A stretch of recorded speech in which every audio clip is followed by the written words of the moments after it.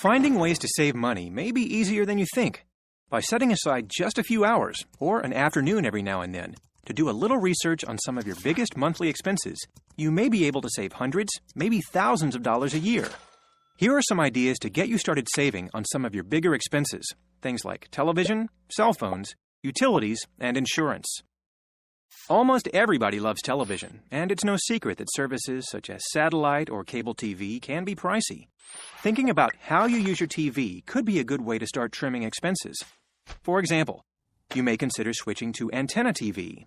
The technology has come a long way since the days of bunny ears, and so has the quality of the picture.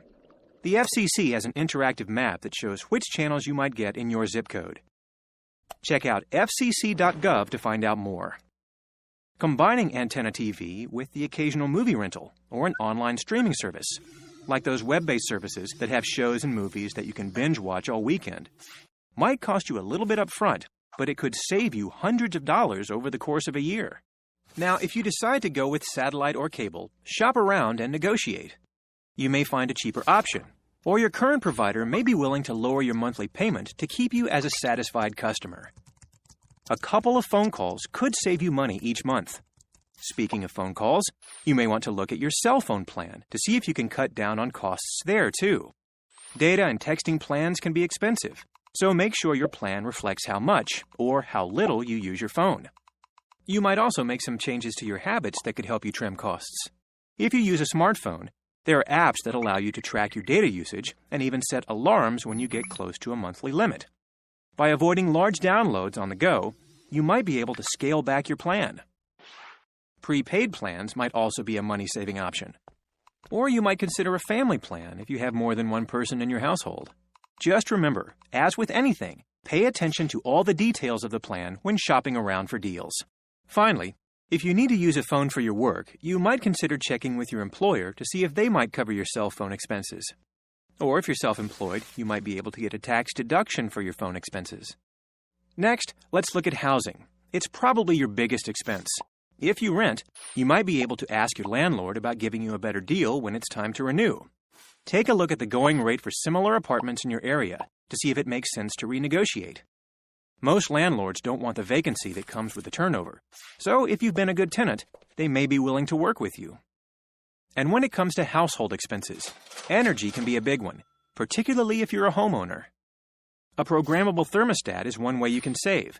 They're relatively easy to install, and they can help you save significantly on your heating and cooling bill by raising and lowering the temperature automatically when you're not at home or when you're asleep. You can go one step further by getting an energy audit of your home. Your utility company may offer free energy audits that can give you valuable ideas on how to save on your energy bill that are specific to your home. You can start to find out more and get additional tips on saving energy from the Environmental Protection Agency's Energy Star website at energystar.gov. Another place you may be able to save big is on your insurance. Many people bundle their policies, such as homeowners and auto insurance, with one carrier. That can often bring substantial discounts.